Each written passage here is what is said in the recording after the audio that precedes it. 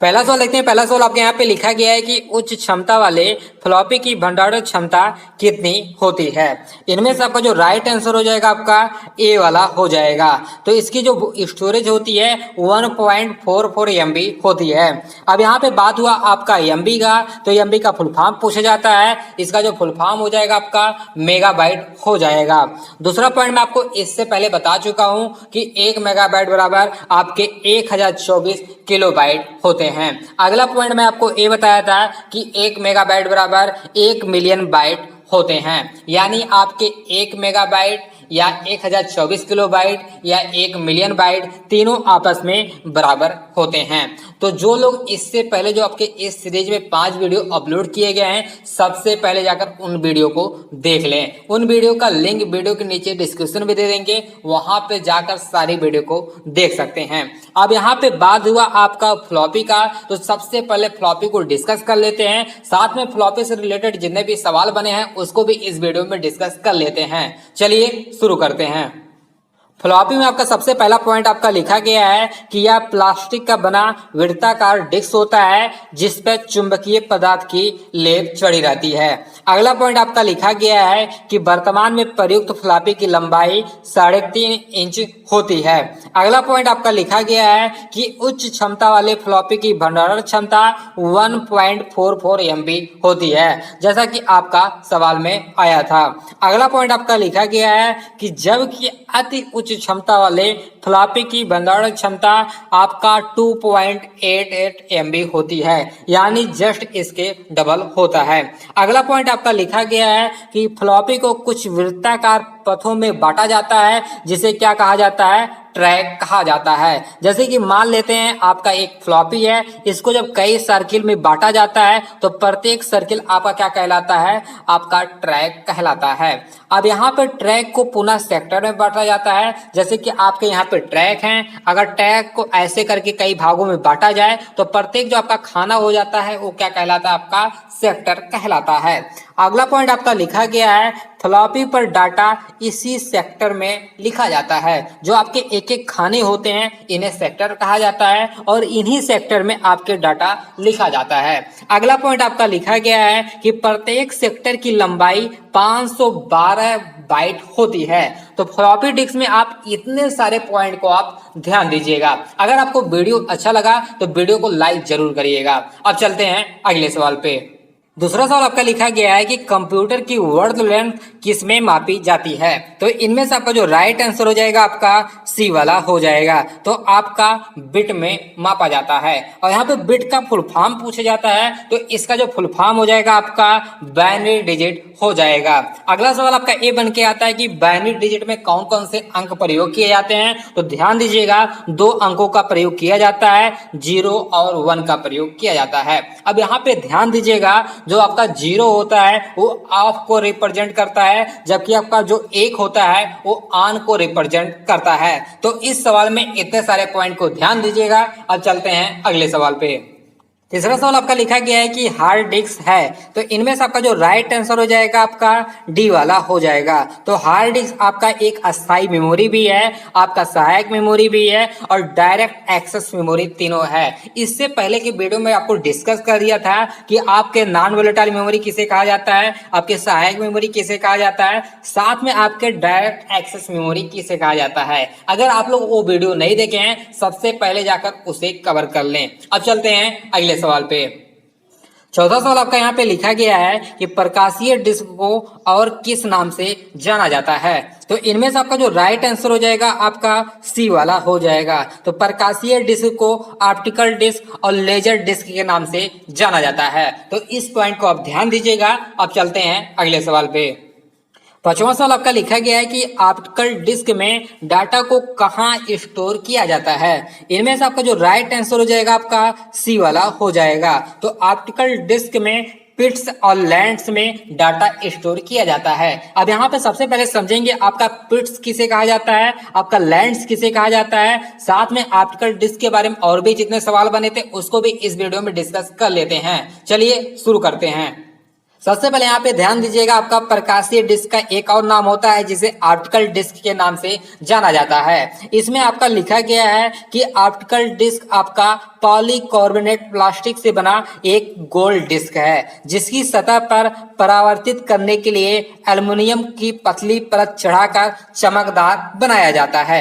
Optical disc पर data लिखने या पढ़ने के लेजर बीम का प्रयोग किया जाता है, इसलिए इसे लेजर डिस्क भी कहा जाता है। अब यहाँ पे ध्यान दीजिएगा, ऑप्टिकल डिस्क के तीन नाम आ गए। पहला आपका प्रकाशीय डिस्क, दूसरा आपका ऑप्टिकल डिस्क, तीसरा आपका लेजर डिस्क। अगला पॉइंट यहाँ पे लिखा गया है कि ऑप्टिकल डिस्क में ट्रैक संकेंद्रित वृत्तों में ना होकर बाहर से अंदर की ओर एक सर्पिला आकार में होता है, यानी जो इसके ट्रैक बने होते हैं वो सर्पिला आकार का होता है। और किस वे में होता है, वो बाहर से अंदर की तरफ से होता है। अगला पॉइंट यहाँ पे लिखा गया है, इन ट्रैक को समान आकार वाले सेक्टर में विभाजित किया जाता है। जैसा कि मैं आपको बताया था कि मान लेते हैं आपका कोई डिस्क है, इस डिस्क में जब आपको कई इसमें सर्किल में बांटा जाता है तो जो आपका जो ट्रैक बन जाता है यही आपका क्या कहलाता है, ट्रैक कहलाता है। अब इसको कई खानों में ऐसे करके जब बांटा जाता है तो प्रत्येक खाना आपका क्या कहलाता है, सेक्टर कहलाता है। तो वही चीज लिखा गया है कि इस ट्रैक में समान आकार वाले सेक्टर में विभाजित किया जाता है। अगला पॉइंट यहाँ पे लिखा गया है कि सर्पिला ट्रैक के कारण ऑप्टिकल डिस्क को एक्सेस टाइम मैग्नेटिक डिस्क से अधिक होता है, अर्थात डाटा को पढ़ने में अधिक समय लगता है। अब यहाँ पे डिस्कस करते हैं ऑप्टिकल डिस्क के और भी पॉइंट है, उसको भी यहाँ पे डिस्कस कर लेते हैं। यहाँ पे लिखा गया है कि ऑप्टिकल डिस्क में डाटा को पिट्स और लैंड्स में स्टोर किया जाता है। अब आपके माइंड में ये आएगा कि पिट्स और लैंड्स किसे कहा जाता है, तो यहाँ पे लिखा गया है कि डिस्क पर डाटा लिखने के लिए उच्च क्षमता वाले लेजर बीम का प्रयोग किया जाता है, जिससे क्या होता है, डिस्क की सतह पर अति सूक्ष्म गड्ढे बन जाते हैं और उन गड्ढों को क्या कहा जाता है, पिट्स कहा जाता है। अगला पॉइंट यहाँ पे लिखा गया है कि गड्ढों के बीच स्थित जो आपके समतल क्षेत्र बच जाते हैं उन्हें क्या कहा जाता है, आपका लैंड्स कहा जाता है। तो इन दोनों पॉइंट को बहुत ध्यान से आप समझ लीजिएगा, नहीं समझ में आए तो वीडियो को बैक जाकर फिर से समझ लीजिएगा। अगला पॉइंट आपका लिखा गया है कि पिट्स को बाइनरी डिजिट 0 या आप को निरूपित करते हैं, जबकि आपका जो लैंड्स होता है वो बाइनरी डिजिट 1 या आन को निरूपित करते हैं। इस भी पॉइंट को आप ध्यान दीजिएगा। अगला पॉइंट आपका लिखा गया है कि डिस्क पर कम तीव्रता वाले लेजर बीम डालकर परावर्तित किरणों के आधार पर डाटा को पढ़ा जाता है। साथ में आपके जो compact disc, DVD, Blu-ray disc optical disc के एग्जाम्पल होते हैं। बहुत बार आपका सवाल बन के आता है कि डीवीडी आपका किसका एग्जाम्पल है, तो आपका किसका एग्जाम्पल हो जाता है, ऑप्टिकल डिस्क या प्रकाशीय डिस्क या लेजर डिस्क का एग्जाम्पल हो जाता है। तो ऑप्टिकल डिस्क में इतने सारे पॉइंट को आप ध्यान दीजिएगा। अगर आपको वीडियो अच्छा लगा तो वीडियो को लाइक जरूर करिएगा। साथ में अगर आप लोग कुछ पार्ट टाइम बेस पे कुछ जॉब करना चाहते हैं तो आप मुझे इंस्टाग्राम पे मैसेज कर सकते हैं। इंस्टाग्राम का लिंक इस वीडियो के नीचे डिस्क्रिप्शन में दे दूंगा, वहां पे जाकर आप मुझे मैसेज कर सकते हैं। अब चलते हैं अगले सवाल पे। छठवां सवाल आपका लिखा गया है कि निम्न में से तीसरी पीढ़ी की भाषा किसे कहा जाता है, तो इनमें से आपका जो राइट आंसर हो जाएगा आपका सी वाला हो जाएगा। तो उच्च स्तरीय भाषा को तीसरी पीढ़ी की भाषा भी कहा जाता है, यानी तीसरी पीढ़ी के जो कंप्यूटर होते थे उसमें तीसरी उच्च स्तरीय भाषा का प्रयोग किया जाता था। अब यहाँ पे सवाल आपका ए बन के आए, पहली पीढ़ी के कंप्यूटर में कौन सी भाषा का प्रयोग होता था, तो आपका राइट आंसर हो जाएगा आपका ए वाला हो जाएगा। तो मशीनी भाषा का प्रयोग किया जाता था। जबकि आपका जो दूसरी पीढ़ी था, दूसरी पीढ़ी में आपके असेंबली भाषा का प्रयोग किया जाता था। जबकि आपको जो चौथी पीढ़ी था, चौथी पीढ़ी में आपके डोमेन आधारित भाषा का प्रयोग किया जाता था। जबकि आपका जो पांचवी पीढ़ी था, पांचवी पीढ़ी में कृत्रिम बुद्धिमत्ता पे आधारित भाषा का प्रयोग किया जाता था। अब यहाँ पे पहली, दूसरी, तीसरी, चौथी और पांचवी पीढ़ी है, इन सभी के बारे में विस्तार से चर्चा किया जा चुका है। तो सबसे पहले जाकर आप सीरीज को कंप्लीट कर लें। तो आप इस सवाल में इतने सारे पॉइंट को ध्यान दीजिएगा और चलते हैं अगले सवाल पे। सातवां सवाल आपका लिखा गया है, किसी भी वांछित परिणाम को प्राप्त करने के लिए बनाई गई चरणबद्ध प्रक्रिया क्या कहलाती है? तो इनमें से आपका जो राइट आंसर हो जाएगा आपका ए वाला हो जाएगा। तो क्या कहलाता है आपका? एल्गोरिथम कहलाता है। जैसे कि आपने किसी भी गोल को प्राप्त करने के लिए एक प्रक्रिया बनाई, एक स्टेप बनाया, उस प्रक्रिया को क्या कहा जाएगा? आपका एल्गोरिथम कहा जाएगा। लेकिन आपने जो प्लान बनाया, अगर उस प्लान को चित्र के माध्यम से आप उसे प्रदर्शित करते हैं तो आपका क्या कहलाता है? आपका फ्लो चार्ट कहलाता है। लेकिन अगर आपका जो प्लान है उस प्लान को आप ना चित्र के द्वारा उपयोग कर रहे हैं, सिर्फ आप उसको कोड लैंग्वेज में लिख के उस प्लान को प्रदर्शित कर रहे हैं, तो आपका क्या कहलाएगा? वो स्यूडो कोड कहलाता है। तो आप इस सवाल में इन तीनों पॉइंट को ध्यान दीजिएगा। अब चलते हैं अगले सवाल पे। 8वां सवाल आपका लिखा गया है कि सी भाषा में लिखा जाने वाला पहला ऑपरेटिंग सिस्टम कौन सा है? तो इनमें से आपका राइट आंसर हो जाएगा आपका ए वाला हो जाएगा। तो सी भाषा में लिखा जाने वाला पहला ऑपरेटिंग सिस्टम आपका यूनिक्स है। तो इस पॉइंट को आप ध्यान दीजिएगा। अब यहाँ पे यूनिक्स क्या होता है, लिनक्स क्या होता है, एमएस डॉस क्या होता है, इन सभी के बारे में विस्तार से चर्चा किया जाएगा, लेकिन आपके अगले वीडियो में। चलिए अब चलते हैं अगले सवाल पे। 9वां सवाल आपका लिखा गया है कि सीडी ड्राइव की गति को एक संख्या और किस अक्षर में निरूपित करते हैं? तो इनमें से आपका जो राइट आंसर हो जाएगा आपका बी वाला हो जाएगा। तो एक्स से निरूपित करते हैं। जैसे कि आपको सीडी की गति को दिखाना है तो लिखा जाएगा जैसे कि 8x या तो 1x या तो 2x, ऐसे करके निरूपित किया जाता है। यानी एक तरफ आपका एक संख्या का प्रयोग किया जाता है, दूसरी तरफ आपके एक्स लेटर का प्रयोग किया जाता है। अब यहाँ पे बात हुआ आपका सीडी का, तो सीडी के बारे में डिस्कस कर लेते हैं। साथ में सीडी से रिलेटेड जितने भी सवाल बने थे उसको भी इस वीडियो में डिस्कस कर लेते हैं। चलिए शुरू करते हैं। सबसे पहले आप ये ध्यान दीजिएगा, पूछा जाता है कि सीडी किसका एग्जाम्पल है, तो यहाँ पे ध्यान दीजिएगा सीडी आपका ऑप्टिकल डिस्क का एग्जाम्पल है। अगला पॉइंट यहाँ पे ध्यान दीजिएगा कि सीडी रोम से डाटा को पढ़ने के लिए इंफ्रारेड लेजर बीम का प्रयोग होता है। अगला पॉइंट यहाँ पे लिखा गया है जो कि आपका प्रचलित सीडी होता है उसका जो व्यास होता है 120 mm होता है, जबकि आपकी जो मोटाई होती है 1.2 mm होता है। अगला पॉइंट आप ये ध्यान दीजिएगा इसकी जो स्टोरेज क्षमता होती है वो 700 MB होती है, जिसमें लगभग 80 मिनट का वीडियो डाटा स्टोर किया जा सकता है। अगला पॉइंट आपका लिखा गया है कि सीडी रोम को सीडी ड्राइव की सहायता से पढ़ा जाता है, जिसपे आपका रेड हेड बना रहता है। अगला पॉइंट आप ये ध्यान दीजिएगा कि सीडी ड्राइव की गति को एक संख्या और एक्स से निरूपित करते हैं, जैसे 1x 8x, जैसा कि आपका सवाल में आया था। अगला पॉइंट आप ये ध्यान दीजिएगा कि CDRW का फुल फॉर्म पूछा जाता है, तो CDRW का फुल फॉर्म हो जाएगा आपका कॉम्पैक्ट डिस्क रीड राइटेबल, इसका फुल फॉर्म हो जाएगा। कभी कभी CD का फुल फॉर्म पूछा जाता है, तो CD का आपका जो फुल फॉर्म हो जाएगा आपका कॉम्पैक्ट डिस्क, इसका फुल फॉर्म हो जाएगा। अगला आपका जो फुल फॉर्म पूछा जाता है आपका CDR से पूछा जाता है, CDR का जो फुल फॉर्म हो जाएगा आपका कॉम्पैक्ट डिस्क रिकॉर्डेबल, इसका फुल फॉर्म हो जाएगा। इसमें अगला पॉइंट आप ये ध्यान दीजिएगा कि CDR को WORM भी कहा जाता है। अब यहाँ पे WORM का फुल फॉर्म भी पूछा जाता है, इसका जो फुल फॉर्म हो जाएगा आपका राइट वंस रेड मेनी, इसका फुल फॉर्म हो जाएगा। तो CD रोम से इतने सारे सवाल बन चुके हैं, तो इन सभी पॉइंट को आप ध्यान दीजिएगा। अगर आपको वीडियो अच्छा लगा तो वीडियो को लाइक जरूर करिएगा। अब चलते हैं अगले सवाल पे। 10वां सवाल आपका लिखा गया है कि एकल लेयर ब्लू रे डिस्क की क्षमता कितनी होती है? तो इनमें से आपका जो राइट आंसर हो जाएगा आपका ए वाला हो जाएगा। तो एकल लेयर ब्लू रे डिस्क की क्षमता 25 GB होती है। ब्लू रे डिस्क आपका जो दूसरा सवाल आता है ये पूछा जाता है कि आपके डबल लेयर ब्लू रे डिस्क की क्षमता कितनी होती है? तो आपका राइट आंसर हो जाएगा आपका 50 GB हो जाएगा। ब्लू रे डिस्क का आपका तीसरा सवाल ए बन के आता है कि ब्लू रे डिस्क आपका किसका एग्जाम्पल है? तो आपका राइट आंसर हो जाएगा आपका ऑप्टिकल डिस्क का एग्जाम्पल है। अब यहाँ पे बात हुआ आपका जीबी का, तो जीबी का फुल फॉर्म बहुत बार पूछा जाता है, इसका जो फुल फॉर्म हो जाएगा आपका गीगाबाइट हो जाएगा। इससे पहले मैं आपको बता चुका हूं कि 1 गीगाबाइट बराबर होते हैं आपके 1024 मेगाबाइट होते हैं। तो इस सवाल में इतने सारे पॉइंट को ध्यान दीजिएगा। अब चलते हैं अगले सवाल पे।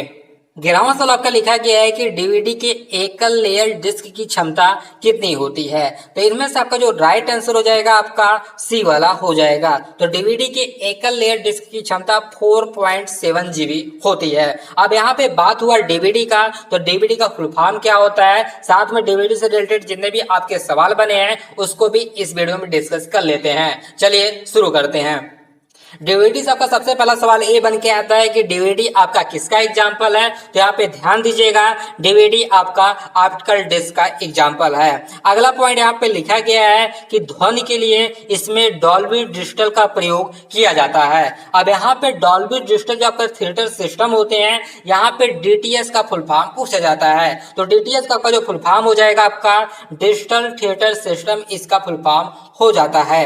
अगला पॉइंट ये ध्यान दीजिएगा कि डीवीडी में ऑडियो तथा वीडियो डाटा स्टोर करने के लिए एमपीईजी वीडियो फॉर्मेट का प्रयोग किया जाता है। अब एमपीईजी वीडियो का फॉर्मेट, तो इसका फुल फॉर्म बहुत बार पूछा जाता है। इसका जो फुल फॉर्म हो जाएगा आपका मूविंग पिक्चर एक्सपर्ट ग्रुप, इसका फुल फॉर्म हो जाएगा।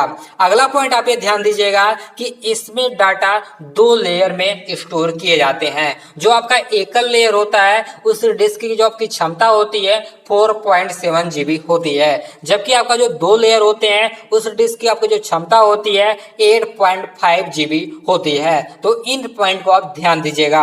अगला सवाल आपका ये बन के आता है कि डीवीडी का फुल फॉर्म पूछा जाता है। तो डीवीडी के यहाँ पे 2 फुल फॉर्म हो जाते हैं। पहला फुल फॉर्म हो जाता है आपका डिजिटल वर्सटाइल डिस्क हो जाता है। दूसरा आपका जो फुल फॉर्म हो जाता है डिजिटल वीडियो डिस्क, इसका फुल फॉर्म हो जाता है। तो इन दोनों फुल फॉर्म को आप ध्यान दीजिएगा। अगला यहाँ पे जो फुल फॉर्म आता है आपका एचडी डीवीडी का पूछा जाता है फुल फॉर्म। तो एचडी का आपका जो फुल फॉर्म हो जाएगा हाई डेफिनेशन, इसका फुल फॉर्म हो जाएगा, या हाई डेंसिटी फुल फॉर्म हो जाएगा। और डीवीडी का फुल फॉर्म आप जानते ही हैं। अब यहाँ पे बात हुआ आपका ब्लू रे डिस्क की। तो ब्लू रे डिस्क के बारे में बता चुका हूँ, एक बार फिर यहाँ पे बताता हूँ कि ब्लू रे डिस्क आपका किसका एग्जाम्पल है, आपका ऑप्टिकल डिस्क का एग्जाम्पल है। अगला सवाल आपका ये बन के आता है कि एकल लेयर डिस्क की क्षमता कितनी होती है। तो इसमें 25 जीबी होता है, जबकि आपके जो 2 लेयर वाले डिस्क की क्षमता होती है वो 50 जीबी होती है। तो इतने सारे पॉइंट को आप ध्यान दीजिएगा, इन सभी पे आपके सवाल बन चुके हैं। तो अगर आपको वीडियो अच्छा लगा तो वीडियो को लाइक जरूर करिएगा। अब चलते हैं अगले सवाल पे। 12वां सवाल आपका लिखा गया है कि कंप्यूटर तथा उपयोगकर्ता के बीच अंतर संबंध स्थापित करने की व्यवस्था क्या कहलाती है। इनमें से आपका जो राइट आंसर हो जाएगा आपका ए वाला हो जाएगा। तो ऐसी व्यवस्था आपका यूजर इंटरफेस कहलाती है। यूजर इंटरफेस में आपके 2 प्रकार के हो सकते हैं, या तो कमांड लाइन इंटरफेस या तो graphical user interface. Command line interface में आपको कमांड को याद रखना पड़ता है, यानी जो आपके पासवर्ड हैं उन्हें याद रखना पड़ता है। अब आपके जो कमांड लाइन इंटरफेस होते हैं, इसमें कौन से जो आपके एमएस डॉस होते हैं वो कमांड लाइन इंटरफेस पे आधारित ऑपरेटिंग सिस्टम है। जबकि आपका जो ग्राफिकल यूजर इंटरफेस है इसमें कमांड को याद नहीं रखना पड़ता, लेकिन कमांड को चित्र या आपके प्रतीक के द्वारा दर्शाया जाता है, जिसे आइकन कहते हैं। अब यहाँ पे जो आपके विंडोज होते हैं, जो आपके लिनक्स होते हैं, वो आपके ग्राफिकल यूजर इंटरफेस पे आधारित ऑपरेटिंग सिस्टम होते हैं। तो आप इस सवाल में इतने सारे पॉइंट को ध्यान दीजिएगा। और चलते हैं अगले सवाल पे। 13वां सवाल आपका लिखा गया है कि एमएस डॉस कितने बिट ऑपरेटिंग सिस्टम है। तो इनमें से आपका जो राइट आंसर हो जाएगा आपका ए वाला हो जाएगा। तो MS DOS 16 bit operating system है।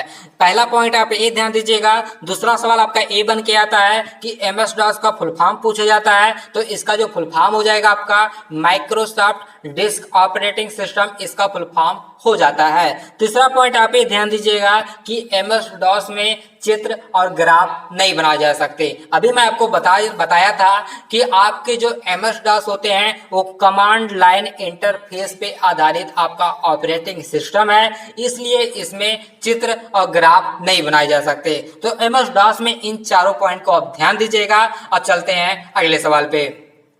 14वां सवाल आपका लिखा गया है कि एक ही प्रोग्राम में बार बार आने वाले छोटे छोटे प्रोग्राम क्या कहलाते हैं। इनमें से आपका जो राइट आंसर हो जाएगा आपका बी वाला हो जाएगा। तो एक ही प्रोग्राम में बार बार आने वाले छोटे छोटे जो प्रोग्राम होते हैं वो आपके सब रूटीन प्रोग्राम कहलाते हैं। अब यहाँ पे बात हुआ आपका अनुदेश का, तो अनुदेश किसे कहा जाता है ये आपके पहले वीडियो में हम डिस्कस कर चुके हैं। तो कंप्यूटर को हम जो भी आदेश देते हैं उन आदेशों को क्या कहा जाता है, अनुदेश कहा जाता है। तो आप इस सवाल में इन दोनों पॉइंट को आप ध्यान दीजिएगा। साथ में आपके इस सीरीज में जितने भी आपके वीडियो अपलोड किए गए हैं सिर्फ आप उसी को देख लेंगे तो आपका सारा सिलेबस कंप्लीट हो जाएगा और आपके 40% सिलेबस कंप्लीट हो चुके हैं। अब चलते हैं अगले सवाल पे। 15वां सवाल आपका लिखा गया है कि निम्न में से कौन सा सॉफ्टवेयर है जो असेंबली या निम्न स्तरीय भाषा में लिखे प्रोग्राम को मशीन भाषा में परिवर्तित करता है। इनमें से आपका जो राइट आंसर हो जाएगा आपका ए वाला हो जाएगा। तो ऐसा सॉफ्टवेयर क्या कहलाता है, आपका असेंबलर कहलाता है। अब यहाँ पे समझेंगे आपका असेंबलर किसे कहा जाता है, साथ में कंपाइलर किसे कहा जाता है, साथ में इंटरप्रेटर किसे कहा जाता है, साथ में इसमें डिफरेंस क्या है, इन सभी के बारे में विस्तार से चर्चा कर लेते हैं। चलिए शुरू करते हैं। इस पॉइंट को बहुत ध्यान से समझिएगा। सबसे पहले चर्चा कर लेते हैं आपके असेंबलर के बारे में कि असेंबलर किसे कहा जाता है। तो असेंबलर सबसे पहले आपका एक क्या है, सॉफ्टवेयर प्रोग्राम है जो क्या करता है, असेंबली या निम्न स्तरीय भाषा में लिखे प्रोग्राम को मशीन भाषा में परिवर्तित करता है। यही आपका क्या कहलाता है, असेंबलर कहलाता है। अब यहाँ पे चर्चा करेंगे आपके कंपाइलर और इंटरप्रेटर किसे कहा जाता है। इन दोनों में बहुत ध्यान समझिएगा, इन दोनों में आपका बहुत छोटा सा डिफरेंस है।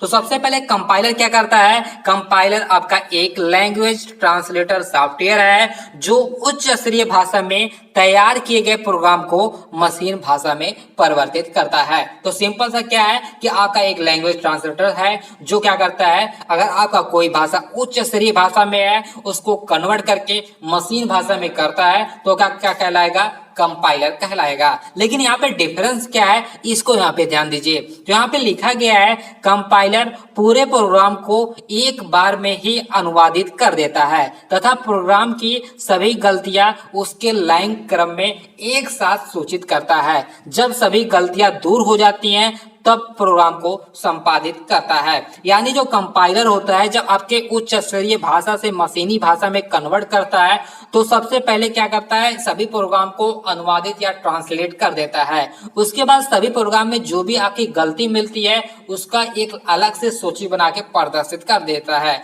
जब वो गलतियां सॉल्व हो जाती हैं उसके बाद क्या करता है, कन्वर्ट कर देता है। इस प्रकार आपका कंपाइलर वर्क करता है। अब बात करते हैं इंटरप्रेटर के बारे में। तो इंटरप्रेटर भी क्या है, इंटरप्रेटर भी आपके कंपाइलर की तरह एक लैंग्वेज ट्रांसलेटर है जो कि उच्च स्तरीय भाषा में तैयार किए गए प्रोग्राम को मशीन भाषा में परिवर्तित कर उसे कार्यान्वित करता है। यानी इन दोनों में वही चीज हो रहा है। यानी कंपाइलर और इंटरप्रेटर भी उच्च स्तरीय भाषा में लिखे गए प्रोग्राम को मशीन भाषा में परिवर्तित करते हैं। लेकिन डिफरेंस क्या है, यहाँ पे ध्यान दीजिएगा।